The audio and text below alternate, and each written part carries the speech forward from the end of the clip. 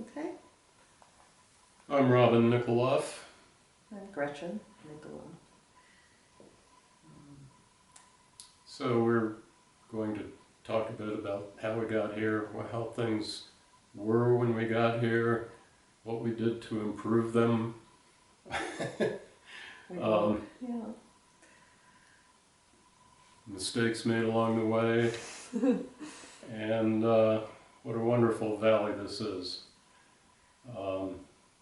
So we were living in Boulder, and our son Jason had been born there in September of 1971. At home. And We had been married for 3 years at that point, and I guess we would have been described as hippies. I had very long hair, and anybody that had long hair was called a hippie. One day I was in the Boulder bookstore and saw an ad, handwritten ad, posted to the bulletin board, advertising a fruit farm for sale in this valley. that we'd never heard of. We'd never heard of Paonia at the time, but my brother and I had been, who also lived in Boulder, we had been kind of looking around at potential land to, more open space was what we needed, for one thing. So we ended up driving over here, and it was a day when you could not see the mountains.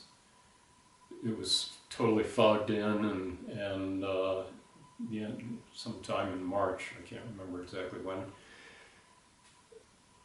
Anyway, we pulled into this valley and came over McClure Pass, which at the time was just a dirt road. We looked at this farm that was for sale just this side of Bowie, and thought we'd try to meet some people here. Sure enough, we were lucky enough to meet people who had moved here like within 2 years prior to that, and we thought, wow, this is a cool place. Very friendly people, even the old timers. So anyway, we ended up moving over here to Somerset and rented a house from Clint and Katie Moran for $60 a month in Somerset. It was, pretty basic, but very adequate. I found a job working in Vail that summer and camped out in the hills over there and was building a new house as a carpenter. And then I, drive back here on weekends to be with my wife and child. Somerset was very interesting. At that time, most of the coal miners were members of the United Mine Workers of America, and we could relate to them because I used to be in 2 different unions when I was in college. It was really good to get to know some of these old-timer miners up there that gladly shared their stories of how things were in Somerset. It used to be a company town. Pre-union, things were pretty grim for the miners, but Yeah. Yeah, they were really sweet to us, and they adored our little boy.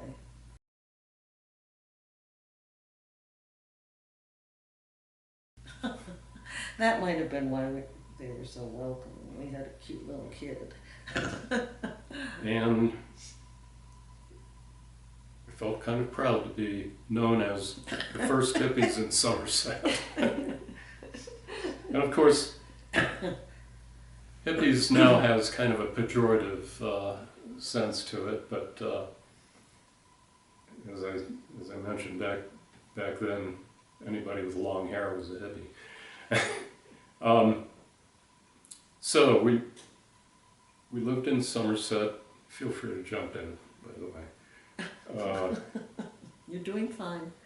That summer, into the fall, I guess, and then we met some people who ended up buying this first farm that we looked at, and It's right near Bowie. Well, Jim and Rita Lang live there now. It's just it's on the river. It was a cool piece of property, except the railroad track goes right through the middle of it. So, right. So that was kind of a downer. But anyway, we were able to. They invited us to live there because they wanted somebody to sort of caretake the place while they were still in Boulder.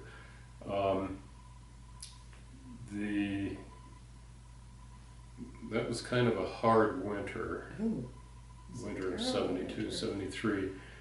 And I remember begging one of the county road maintainer drivers to plow out the driveway, which was kind of long and steep and had 2 feet of snow on it at the time,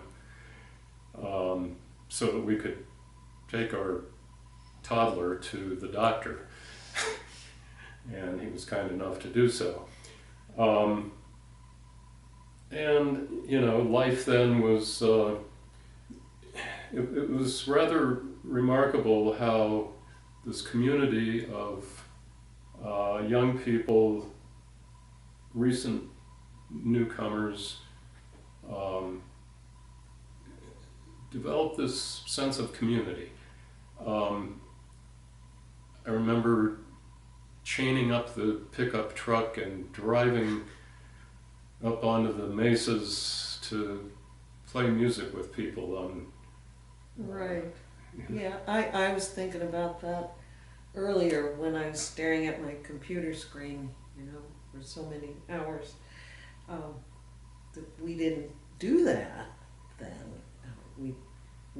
There was barely TV in this valley when we first moved here. I think maybe you could get one channel if you had an antenna that went up high enough.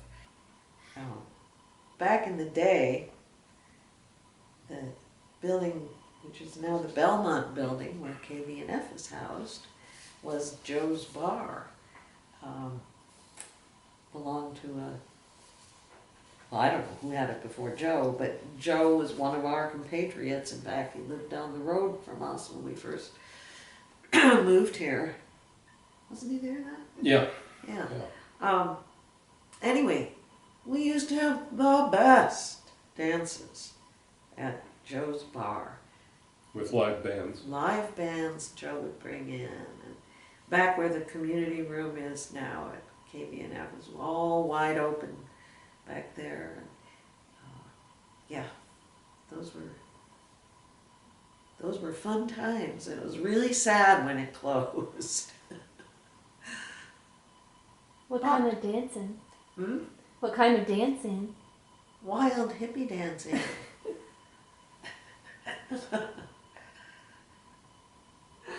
The boogaloo, the Funky chicken.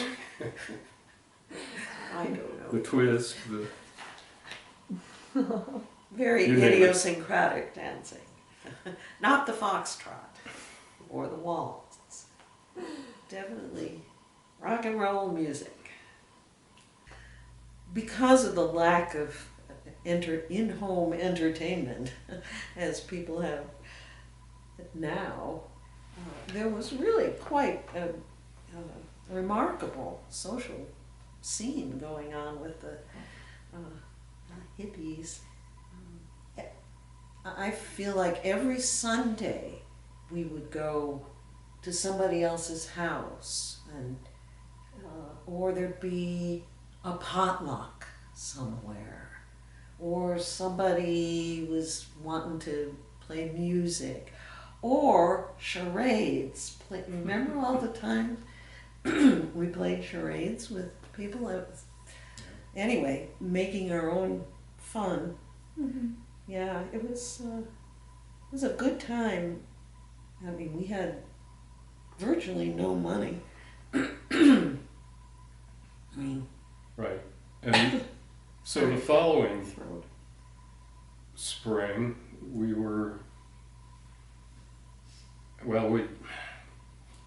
long story short, we met these people who owned this approximately 40-acre farm. It was an orchard at the time, mostly an orchard. Not mostly, but it was Half, maybe 10 acres of orchard. And long story short, we, with her lifelong friend Linda and her husband, were able to purchase this farm and started learning how to grow fruit and We should hay say a and- little something about this farm and why it was sort of famous in the valley. Before we bought it, like 2 summers before we bought it, Right. there was something called Satnam Summer that happened up here, and it was followers of a particular yogi, which I guess I'm not supposed to say his name. Anyway, so there were all these young people here who were meditating or standing in particular poses that the yogi On one foot. told them to stand in, and rumor has it that the old timers floated down the Fire Mountain Canal to float by this farm and see all these weirdos, ragheads, I think they called them, or something like that. Anyway, we didn't know any of that until after we Purchased the place. bought the place. But then there were plenty of signs that had indeed happened here. So, yeah, it was this kind of a famous property in the valley.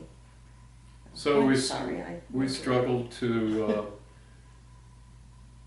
farm the place, and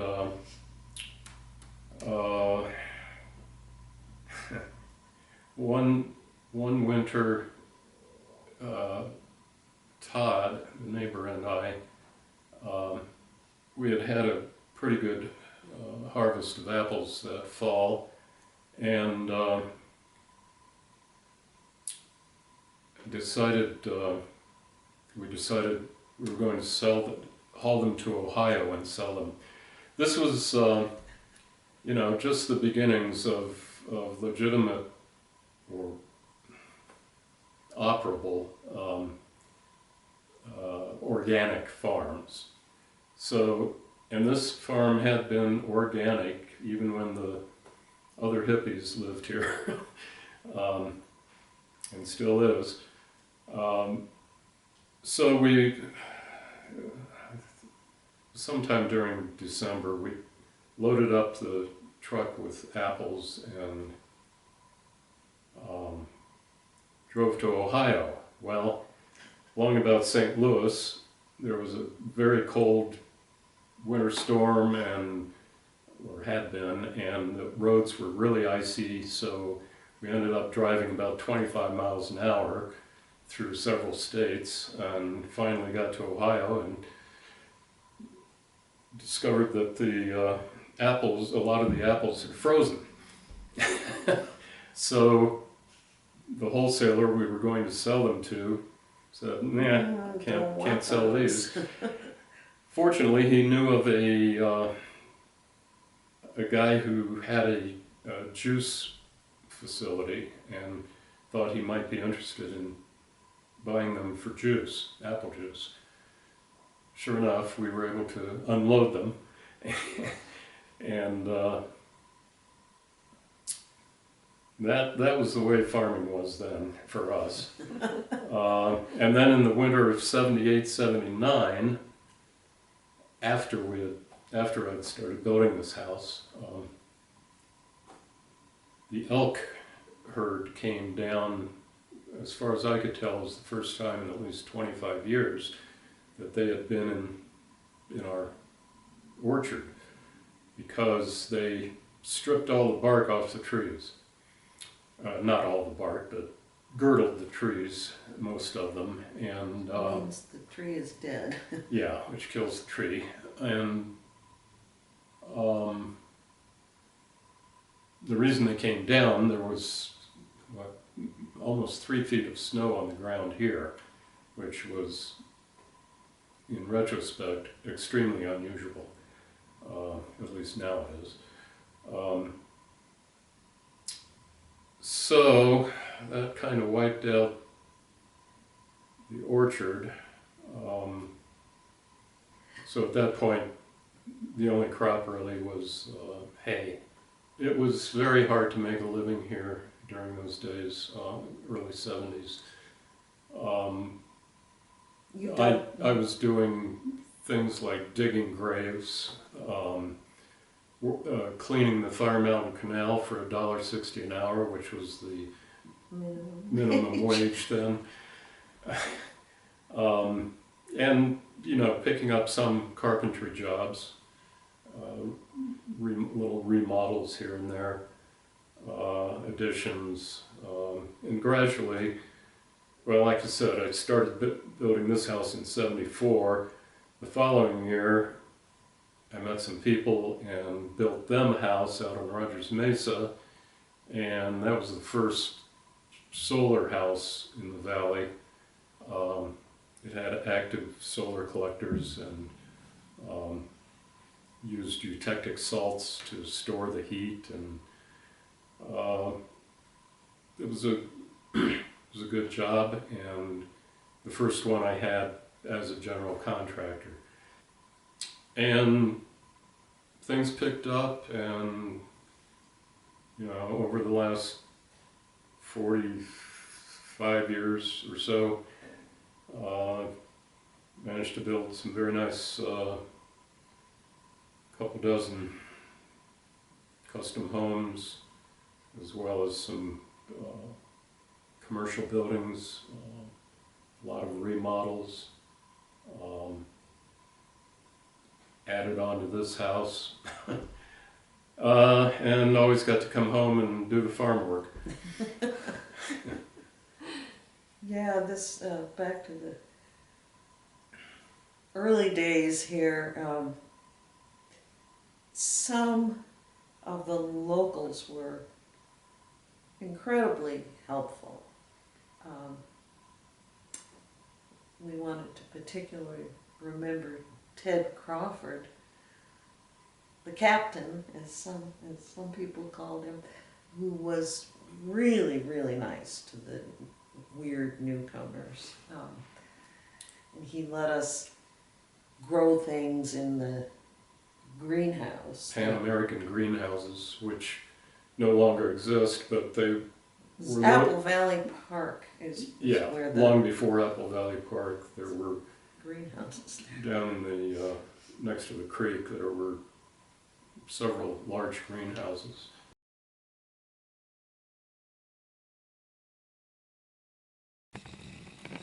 In a sense, the valley's always been the same because of the surroundings, the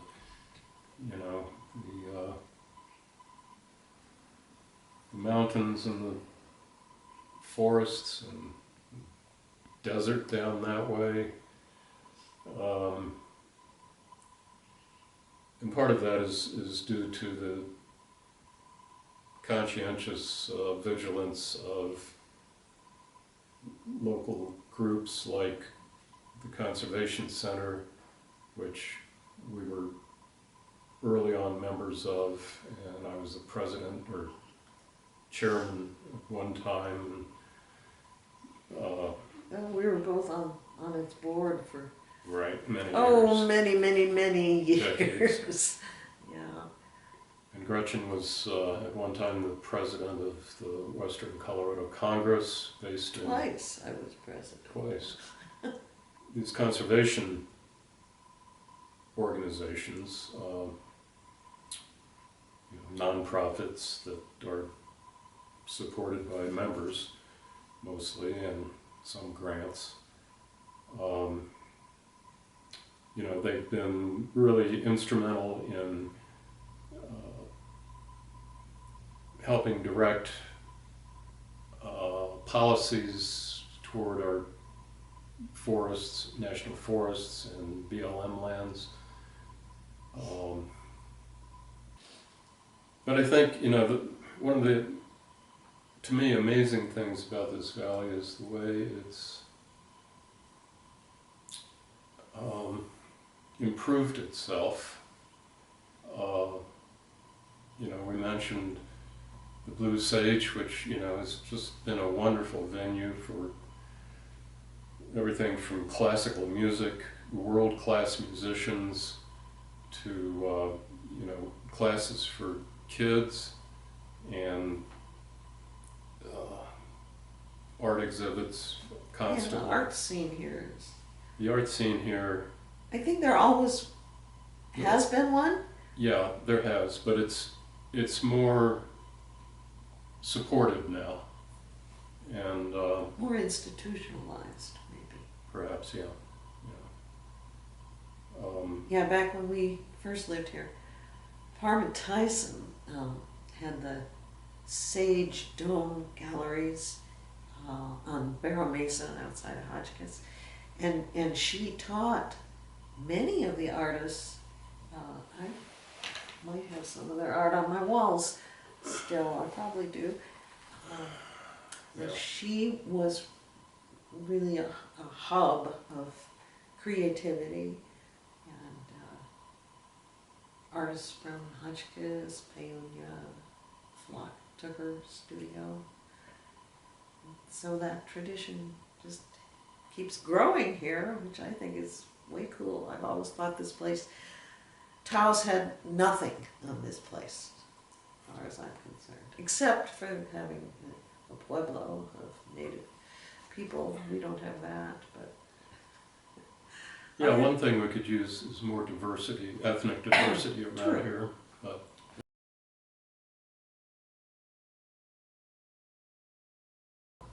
backing up a little bit, things we're proud of.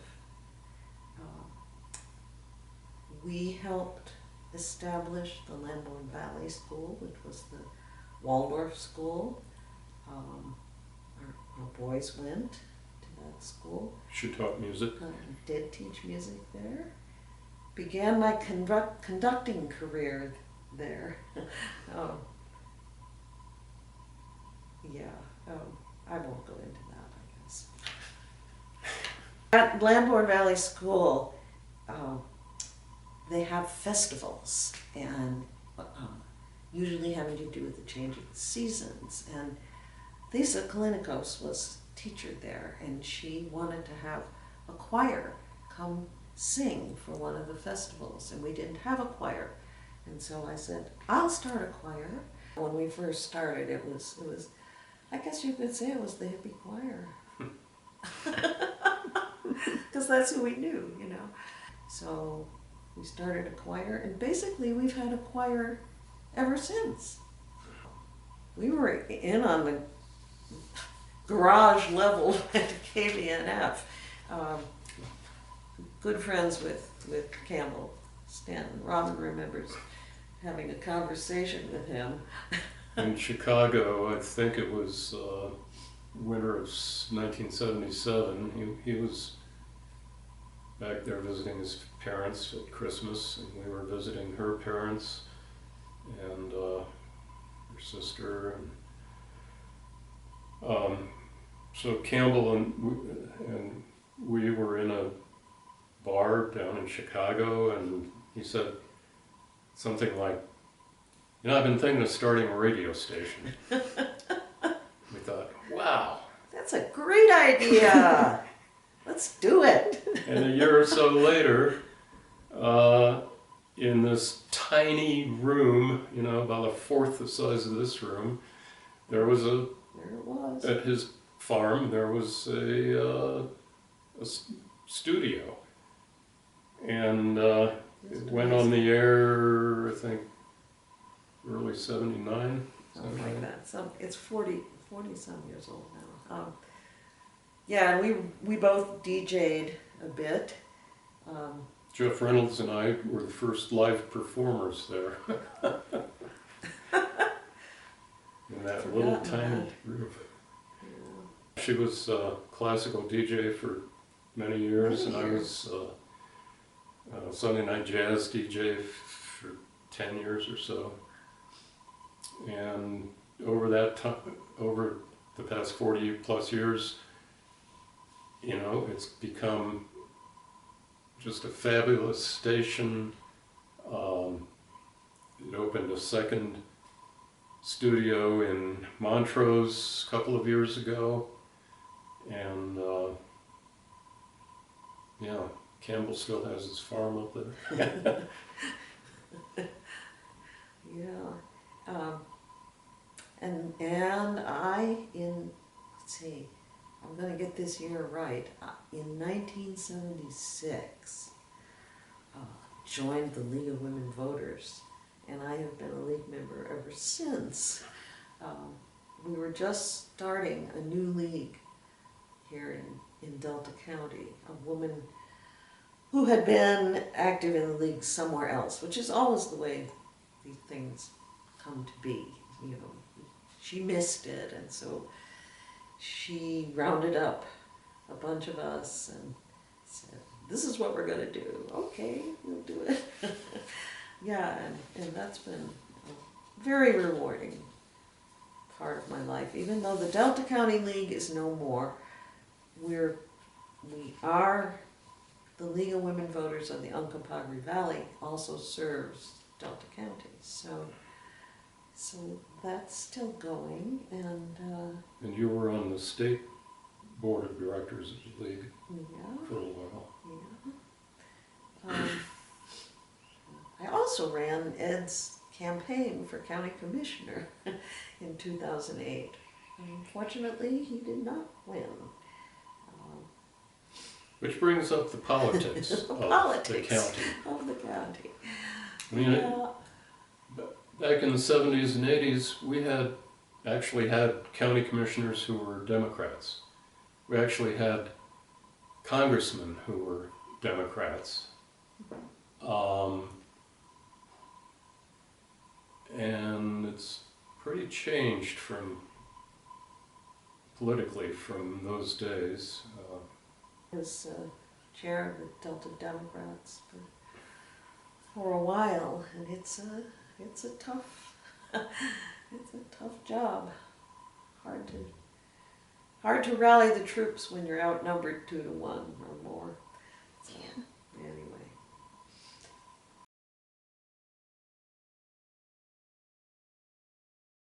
This community helped establish all of these venues for culture, art, entertainment, even science.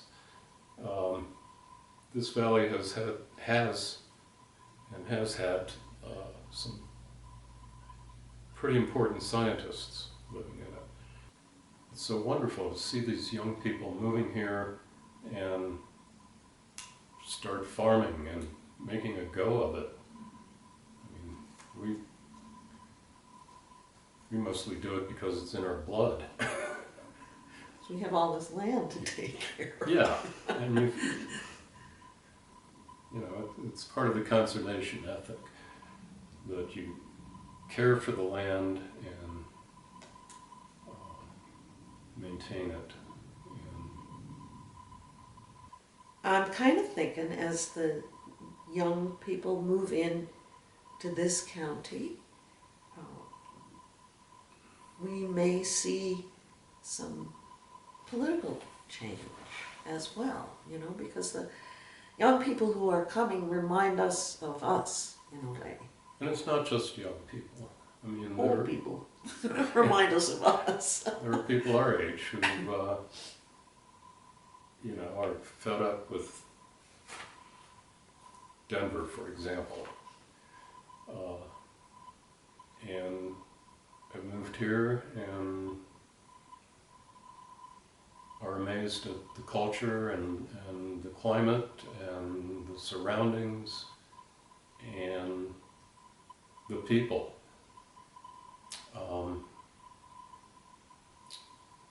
And it, you know, I wouldn't live anywhere else.